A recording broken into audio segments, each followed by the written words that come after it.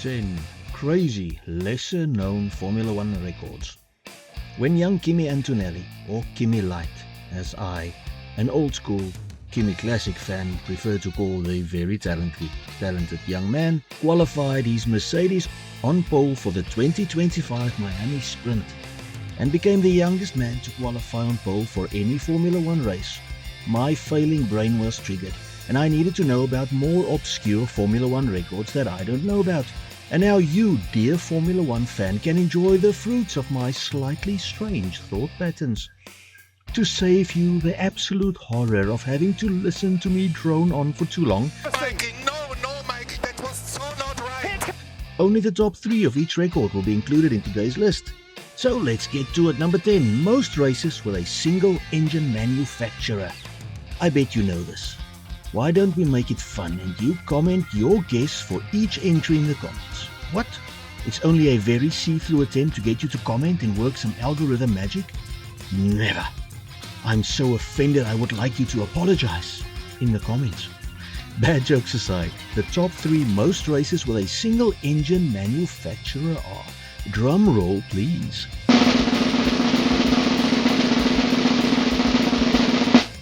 Number 3, 179 starts for Ferrari, Michael Schumacher. Number 2, also with Ferrari power when he left the team and also raced with Ferrari power at Alfa Romeo, with 209 starts, Kimi Raikonnen.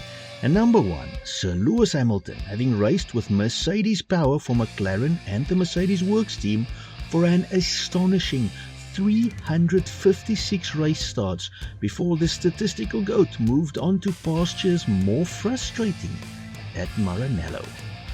9 most races before recording a first win. Not the greatest record to have against your name, but at least they did get that win, unlike unfortunate but extremely talented drivers like Nick Heidfeld and good old Nico Hulkenberg. Hello, maybe it's the name, Nico. And no, it's not. Nico Rosberg proved that theory was rubbish. 3rd place, finally winning his 132nd race entered, his 130th race started. Everyone's 3rd favourite Aussie after Ricky Smiles and Piastri, it's Mark Webber, who eventually broke his duck at the 2009 German Grand Prix. 2nd, winning the 151st race he entered, the 150th one he actually started. It's the smooth operator himself, Carlos Sainz Jr., who won for Ferrari at the 2022 British Grand Prix. And number 1, maybe you guessed this, but I don't know, winning the 194th race he entered, the 190th race he started, the amateur Tom Cruise lookalike himself, Sergio Perez, when he broke his duck racing the then Racing Point to victory at the 2020 Sakir Grand Prix. 8 most races without a win. I take back what I said earlier, this is a worse record to hold. 3 Denmark's own Kevin Magnussen, 185 race starts for various teams, and his highest finish was 2nd. Number 2, go a bit old school here, it's Italian stallion Andrea di Cesaris, who started 208 races through the 80s and never managed higher than 2nd, and the undisputed champion of not being a champion of a single race over a long career. It's the man Audi are hanging their hopes on for getting the F1 project onto a decent start, Nico Hulkenberg, with 232 race starts and counting. And to make this record even more or maybe even less impressive, the man hasn't had a podium finish either, with a best finish of 4th place. 7 most races without a pole position.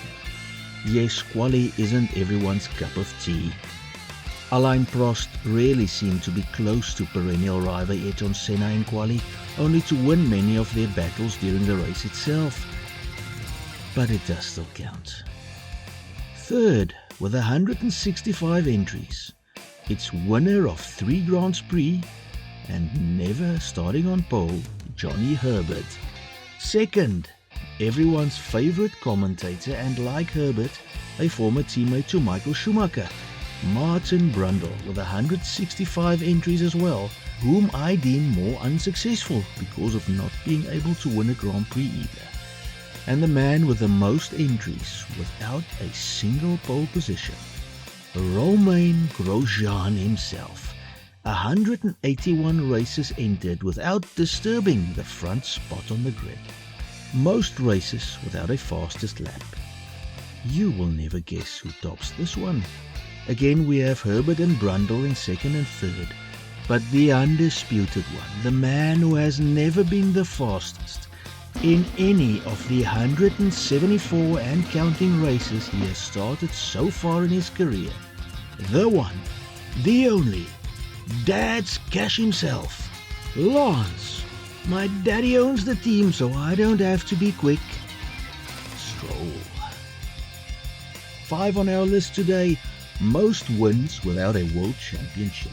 This is a tough one to have. To achieve this record, you need legit pace and quality, as well as some serious bad luck. And qualifying for that in third place on this item, driving for legendary world championship teams Brabham, Williams, Lotus and Ferrari, but never quite being able to claim the world driver's title for himself. It's Carlos Reutemann, who managed 12 Grand Prix wins in his career and finished third in the Drivers' Championship 3 times. Second place goes to the man with the greatest cheek muscles in human history. Scotland's probably 4th or 5th finest after Stuart Clark and someone else I've probably forgotten about, with 13 wins and 4 third and 1 second place finishes in the World Drivers' Championship. It's Mr. David Coulthard. And the driver with the most race wins without actually winning a title, and one of the greatest drivers in history, having had the misfortune of sharing his prime with a man called Fanzone, with 16 race wins from only 66 starts, Sir Stirling Moss. Highest percentage wins from at least 15 starts. Finally, a record you would be really proud of achieving. Third place, Scotland's possibly greatest, with all due respect to Sir Jackie Steele, it's Jim Clark. 72 race starts, 25 wins, with a win percentage of 34.72%.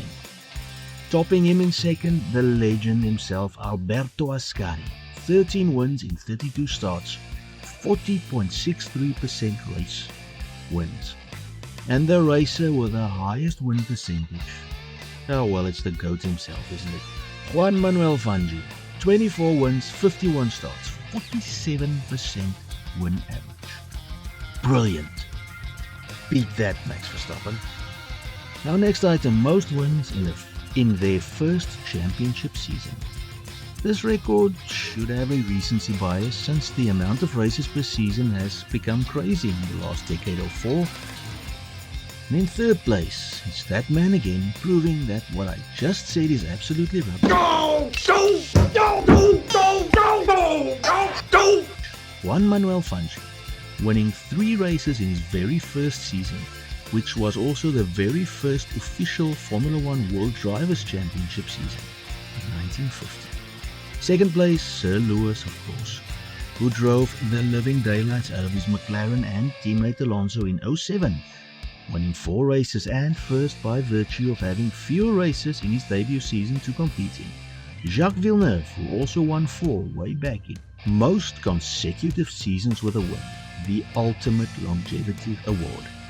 In third place, the professor and a personal favourite, Alain Prost, winning a race for every season for 10 years, until ultimately failing to win one for Ferrari in 1991. Of course, he came back in 93 to win another world title. Second place, Lewis Hamilton, whose winning run stretched from 2007 till 2021, and Michael Schumacher, whose winning run ran from 92 to 2006.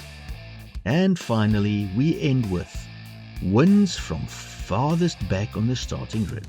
For me personally, one of the most prestigious awards you can achieve because it shows not only passing ability, it also shows tyre management ability and concentration.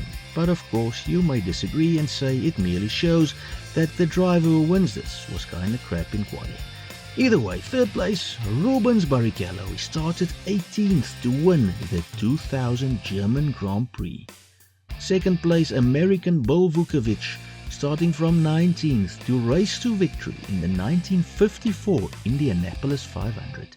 And top of the heap, in my opinion, the greatly underrated John Watson, starting the 1983 United States Grand Prix West, 22nd, before managing to score a brilliant win. And those were some crazy, less well-known records. Hope you enjoyed them enough to hit the sub button, hit the subscribe button, leave a comment, and maybe even come back for more Formula One content. God bless you, and goodbye.